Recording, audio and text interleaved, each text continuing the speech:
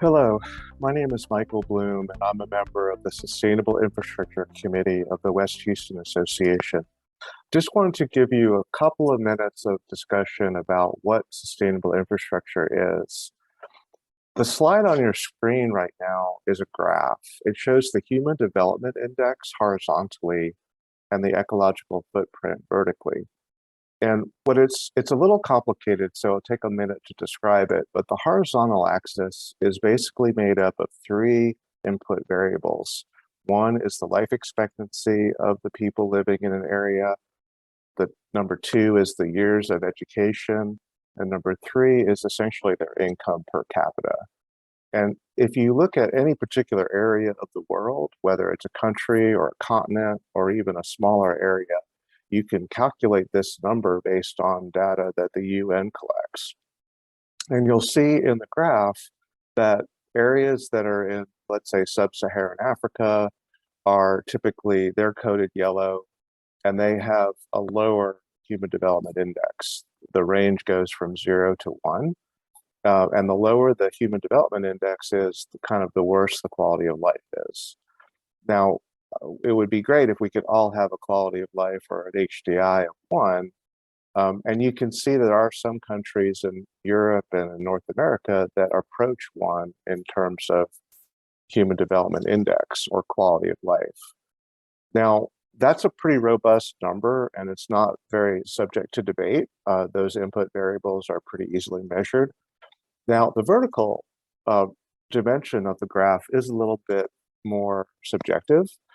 And what it does is basically saying how much area does a person need to survive, and how much resources, how many resources are they consuming? So the higher the ecological footprint, the more consumptive that society or that geography is. So you can see there are some European countries, maybe some Middle Eastern countries, and some North American countries that have a higher consumption than you would see in some of the yellow dots in Africa, sub-Saharan Africa in particular.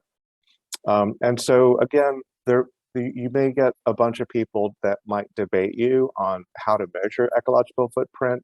It's not as robust a measurement as human development index, but the general trend is that the higher quality of life, the more consumptive that particular society is, or that particular geography is.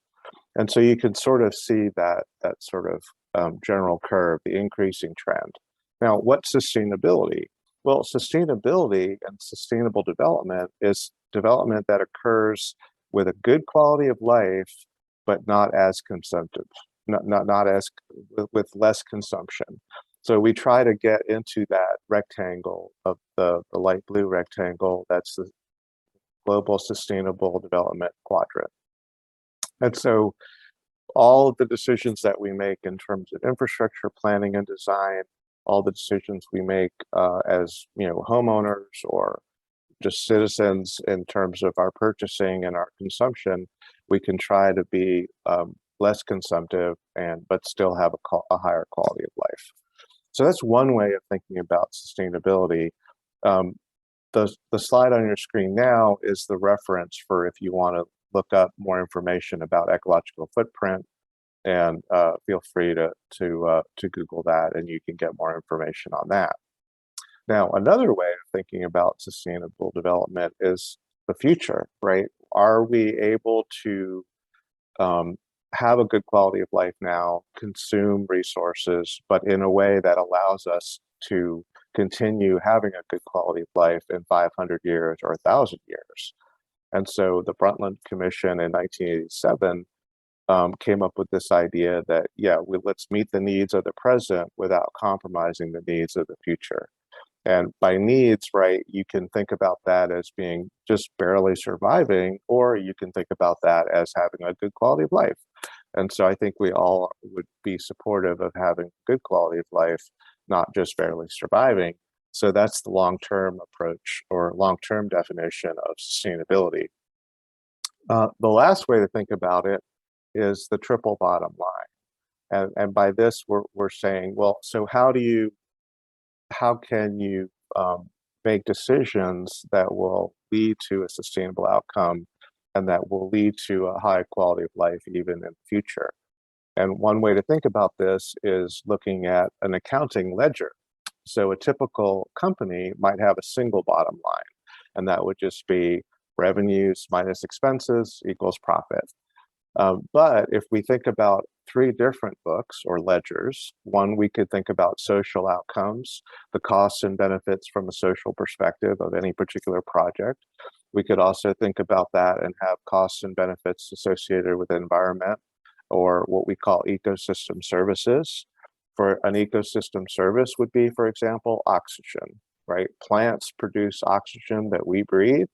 And if you don't have oxygen, humans can't survive. And so that's a free ecosystem service that we get.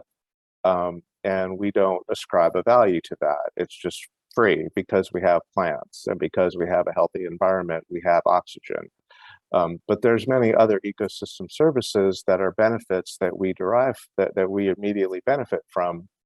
But also there's harms and costs associated with decisions that we make as well that would reduce or harm ecosystem services. And then lastly, of course, economics. That's probably the most readily apparent ledger that we have, and most people are familiar with that. So again, if we think about triple bottom line, what we try to do is create a project or make a set of decisions where the outcomes get triple bottom line benefits. So we maximize the return on investment across all three of these ledgers. So that's a short primer on what sustainable infrastructure is. And if you want more information, please look us up on the web, West Houston Association. Thank you so much.